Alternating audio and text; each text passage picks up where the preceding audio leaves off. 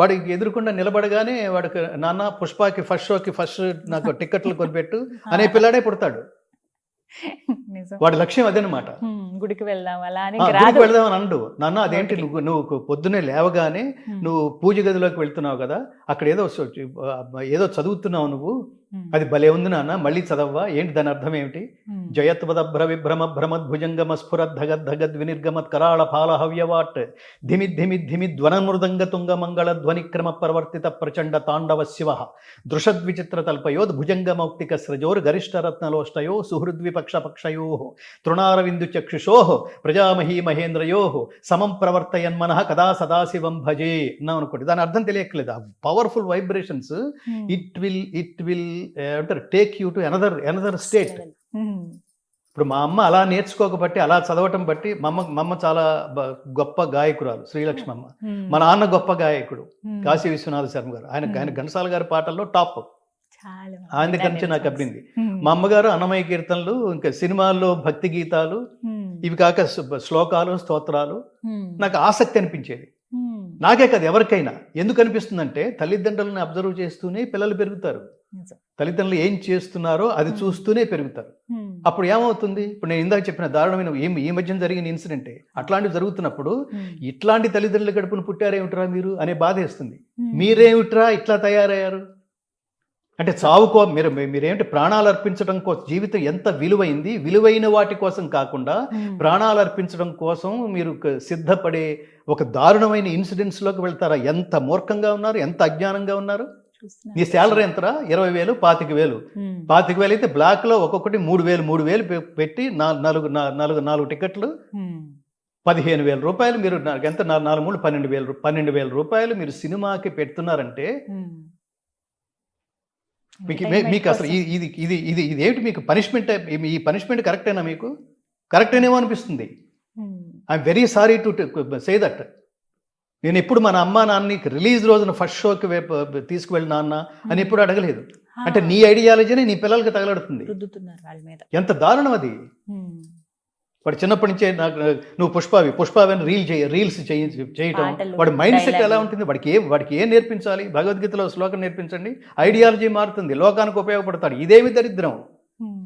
దీని మీద ఎంత రచ్చ! ఏమి సమాజంలో మళ్ళీ వీళ్ళని ఆదుకోవటం, ఇది ఎంత చూడండి. అప్పుడు చాలా మందిని ఆదుకోవాలి. మీరు ప్రభుత్వాలు మీరు ఓపెన్ చేశారు కదా, ఇది అవుట్ ఆఫ్ ది కాంటెక్స్ట్ కాదు. మానవ ఉత్తమ జీవన విధానాన్ని బోధించే భగవద్గీతలో నేను ఎప్పుడు చెప్తుంటాను, తీగలాగితే డొంకంతా కదిలినట్టు మీరు భగవద్గీతలో ఏ శ్లోకం లాగినా, ఏ శ్లోకం కదిపినా ఉత్తమ జీవితాన్ని గడపటం ఎలా అనే పాఠాన్నే బోధిస్తుంది Bhagavad Gita. How to lead your life in a greatest way. అది చదవకపోతే ఇలాగే ఉంటుంది. పిల్లలకు సరదాగా కూడా నిలబడి సినిమా గురించి, సినిమా హైట్స్ గురించి ఖాళీ ఉన్నప్పుడు పోండి. 20 రోజుల తర్వాత ఎలాగో షోస్ అన్ని ఖాళీగా ఉంటాయి, అప్పుడు వెళ్ళండి. అందులో ఏమైనా మంచి విషయాలు ఉంటే తెలుసుకోండి. మీ నీ బలహీనతను క్యాష్ చేసుకుంటున్న అవతల పరిస్థితిని వాళ్ళని మీరు సమర్థించకండి. దారుణం అది. ఒక దొంగ హీరో ఎలా అవుతాడు? దొంగ విలన్ అవుతాడు.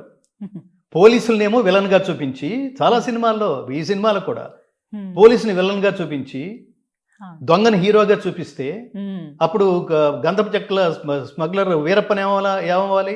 వాడు కూడా హీరో అవ్వాలి కదా. వాడి గవర్నమెంట్ ఎందుకు మరి చంపేసింది? వీళ్ళు ఎలా హీరోలు అవుతారు? దీనికి అసలు నేషనల్ అవార్డ్స్ ఏంటి? దొంగకి నేషనల్ అవార్డు ఏంటి? దొంగ క్యారెక్టర్ని బాగా పోషించడం ఏంటి? అది చెప్పండి. ఏమి లాజిక్స్ అండి ఇవి? ఏమనిపిస్తుంది ఇలాంటివి విన్నప్పుడు? చాలా దారుణం అనిపిస్తుంది. సమాజం అంతా అలాగే ఉంది. అసలు ఆ దొంగ క్యారెక్టర్కి నేషనల్ అవార్డు ఆ జ్యూరీలో ఎవరున్నారో అసలు ఎలా ఇచ్చారో దానికి. అంటే వాటికి నేను జర్నలిస్ట్గా పనిచేసి వచ్చిన వాడిని. అంటే లోకాన్ని పాజిటివ్గా ప్రభావితం చేసే పాత్రలకి, సినిమాలకి, ఆ పాత్రని పోషించిన నటులకి, వాళ్ళకి పాజిటివ్ వేలో ఒక అత్యద్భుతమైన క్యారెక్టర్ తన జీవితాన్ని సమాజం కోసం త్యాగం చేశాడు. అది జై భీమ్ కావచ్చు, లేదా శంకరాభరణంలో ఆ క్యారెక్టర్ కావచ్చు. చాలా గొప్ప ఉదాత్తమైన క్యారెక్టర్స్ ఉంటాయి. లోకమంతా విమర్శిస్తూ ఇంత దరిద్రమైన క్యారెక్టర్ బాగా చేసి ఉండొచ్చు, అదే కాసేపే. కానీ దొంగ క్యారెక్టర్ సమర్థవంతంగా కనుక పోషిస్తే దాని ప్రభావం సమాజం మీద దారుణంగా ఉంటుంది. ఇప్పుడు ఆ సినిమా చూసి మీరు నేను మారకపోవచ్చు, కానీ మానసిక దుర్బలుడు ఎవడో ఉంటాడే, వాడు మారి భవిష్యత్తులో వాడేదో దురాగతం చేస్తే మీలాంటి వాళ్ళు వెళ్ళి వాడి ముందు మైకి పెడితే నీకు ఇన్స్పిరేషన్ ఏంటి? ఇట్లాంటి పనులు ఎలా చేయాలనిపించిందంటే పలానా సినిమా చూసే నేను ఇలా మారాను అన్నాడు అనుకోండి, ఒక్కడు మారినా ఆ పాపం నీ జీవితాంతం నిన్ను కబళిస్తుంది. నిన్ను ప్రోత్సహించిన ప్రతి వాడిని కబళిస్తుంది. తప్పది. కొంతమంది అంటూ ఉంటారు సినిమాని సినిమా లాగానే చూడండి, అట్లా చూడండి, అట్లా చూడరు అబ్బేపేస్తారు. ఇంపాసిబుల్ అది. సినిమా చూసి నేను ప్రభావితమయ్యానండి. ఎన్టీ రామారావు లాగా నేను డైలాగ్ చెప్పగలగాలి, ఎన్టీ రామారావు లాగా నేను భాష మాట్లాడగలగాలి. సినిమా చూసి నేను ఘంటసాల గారి ఫ్యాన్ అయ్యాను. ఘంటసాల గారి లాగా పాడాలి. ఎలా పాడాలి? భగవద్గీత పాడాలి. ఇప్పుడు ఘంటసాల గారి అభిమానం వల్ల, ఘంటసాల గారి స్ఫూర్తితో కదా నేను భగవద్గీత రికార్డ్ చేసింది. సో సినిమా ప్రభావం అంతుంటుంది. మీరు ఇంకొకటి, తిరుమల వెళ్ళే వాళ్ళు వెంకటేశ్వర స్వామిని ఆ రోజుల్లో వెంకటేశ్వర స్వామిని దర్శించి అటు నుంచి ఎన్టీ రామారావు గారి ఇంటికి వెళ్ళి మేము వెంకటేశ్వర స్వామిని, కృష్ణుణ్ణి, రాముణ్ణి దర్శించిన అనుభూతి పొందే లక్ష్యంతో బస్సులు వేసిన ఆ గుళ్లతో ఆ బస్సులు వేసుకుని ఆయన ఇంటి ముందు పడిగాపులు పడేవాళ్ళు. ఆయన దర్శనం అయితే సాక్షాత్ అక్కడ వెంకటేశ్వర స్వామిని చూసాం, ఇక్కడ మిమ్మల్ని చూస్తున్నాం అని కంపేర్ చేసి సాష్టాంగ ప్రణామం చేసేవాళ్ళు. అంత ఇంపాక్ట్ ఉంటుంది. ఆ ఇంపాక్ట్ వల్ల కాదు ఎన్టీ రామారావు గారు ముఖ్యమంత్రి అయింది. సినిమాని సినిమా లాగానే చూస్తారా? నాన్ సెన్స్ కదా అది. అసలు ఆ కామెంటే కరెక్ట్ కాదు. సినిమా ప్రభావం. నేను కూడా చాలా డిప్రెషన్ ఉందనుకోండి, ఏదో కొన్నిసార్లు మనం ఎంత మాట్లాడుతున్నా, ఎంత మార్గంలో వెళ్ళినా కొన్నిసార్లు ఏదో స్తబ్దుగా ఉంటుంది. ఆ స్తబ్దుగా ఉన్నప్పుడు నేను ఎక్కడో ఆత్మబంధువు అనే సినిమానో, లవకుశ అనే సినిమానో ఇప్పటికే చూస్తారండి. ఇప్పటికే చూస్తాం. ఆ ఘంటసాల గారి గొంతు ఒక ఇన్స్పిరేషన్ కోసం. ఒకే బాణము ఒకటే మాట, ఒక్క భామకే రాముని ప్రేమ. ఒకే బాణము ఒకటే మాట, ఒక్క భామకే రాముని ప్రేమ. మిన్నే విరిగి పడినా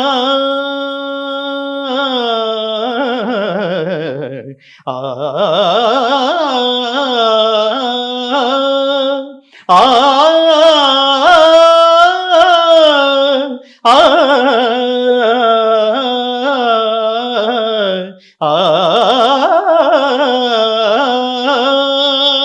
మిన్నే విరిగి పడినా వ్రతభంగము కానీడమ్మా, సందేహించకుమమ్మ.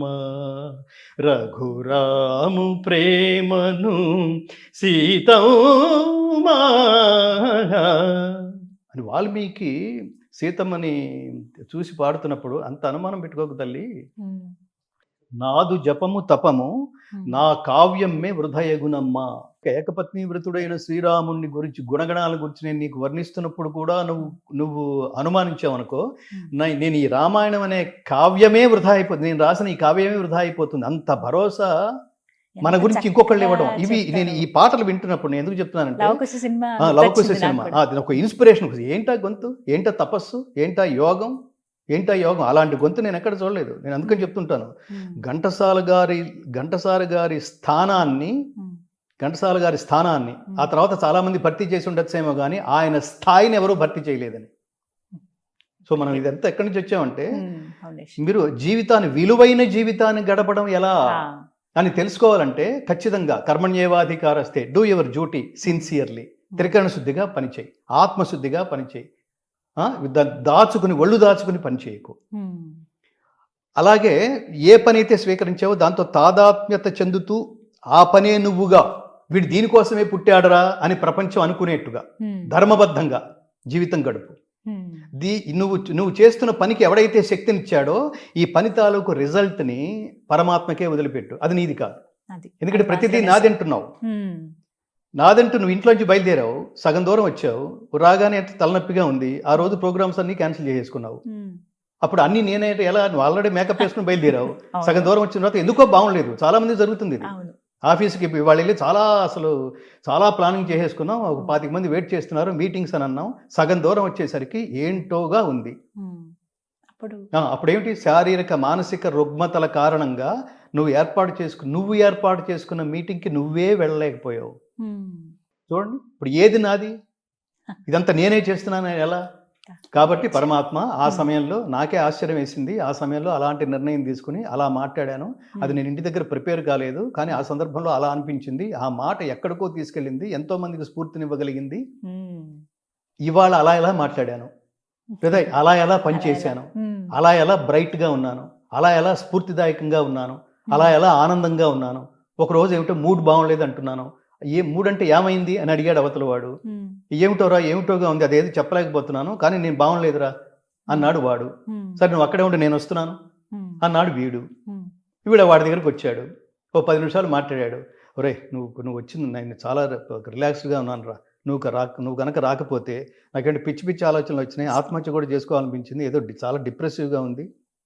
వీడేమి చెప్పాడో వాడికేం అర్థమైందో, అంతకు ముందున్న మానసిక స్థితి ఇప్పుడు లేదు, ఇప్పుడు వాడు స్వస్థుడయ్యాడు అనుకోండి. ఏమిటిది ఇప్పుడు ఈ టోటల్ ప్రాసెస్ అంతా ఏది నీది, ఏది ప్లాన్ చేసుకున్నట్టు, ఏది నీ చేతుల్లో ఉన్నట్టు, ఏంటి చాలా విచిత్రమైన మైండ్ ఇది. ఓ రోజు బాగుంటుంది, ఓ రోజు బాగుండదు.